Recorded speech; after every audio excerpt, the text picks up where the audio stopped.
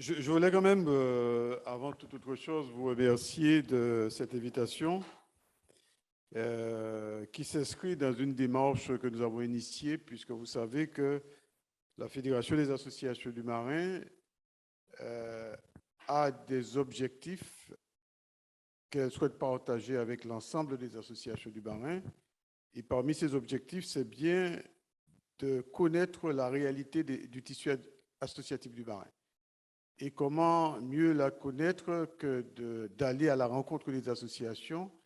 Et le moment des assemblées générales, c'est bien un moment où on vient et on entend et on s'enrichit et on voit un peu qu'est-ce qu'on peut faire ensemble. Donc, je vous remercie pour cette invitation et je vous remercie de l'accueil qui m'a été fait. Et je remercie ceux qui ont mis ce local à votre disposition et qui ont habillé ce local, quoi. Je trouve que c'est très sympa et c'est le signe vivant du mouvement associatif. Donc, merci pour cette invitation et merci pour cet accueil. Alors, je ne serai pas trop long. Bon, je pense que vous avez déjà entendu parler de la Fédération des associations du marin. Certains y croient, d'autres n'y croient pas. Je crois qu'il faut croire en cette nécessité de se mettre ensemble pour évoquer des problématiques qui sont partagées par tout le monde et pour rechercher des solutions.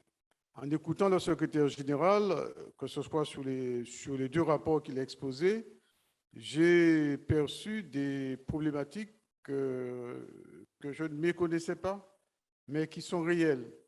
Que ce soit la difficulté d'avoir des bénévoles, que ce soit la difficulté de rechercher des recettes pour faire face aux dépenses que nous avons, que ce soit cette nécessité de se projeter sur des projets futurs et mieux adaptés au contexte, à la conjoncture actuelle.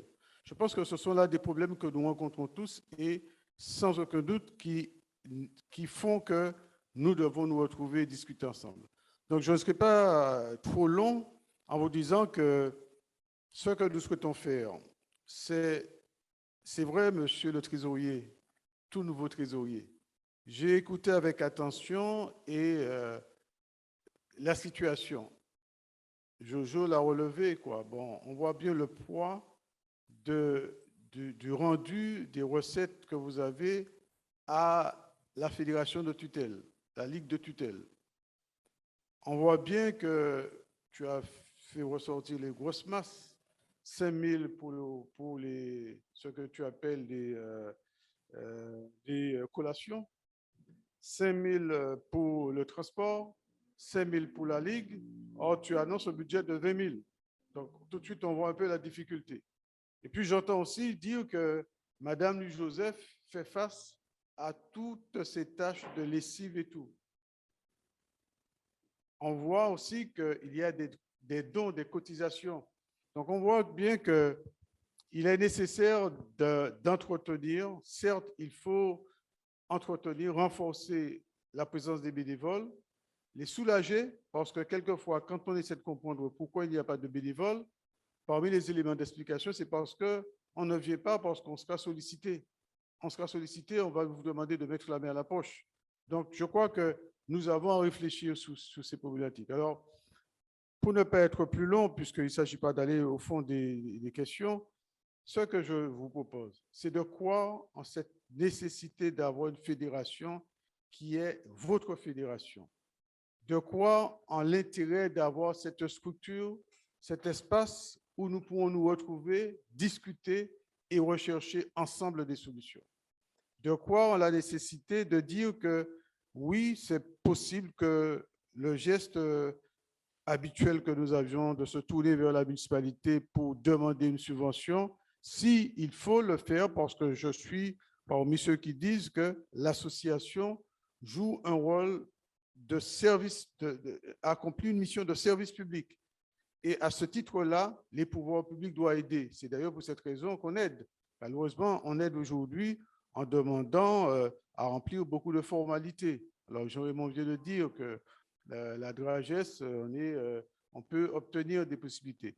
Mais combien d'associations ont du mal à accéder à ce type de dispositif? Et ça, la femme peut le faire. D'ailleurs, j'ai participé à une réunion mercredi après-midi avec des représentants du mouvement associatif national qui souhaitent mettre en place ce mouvement associatif en Martinique.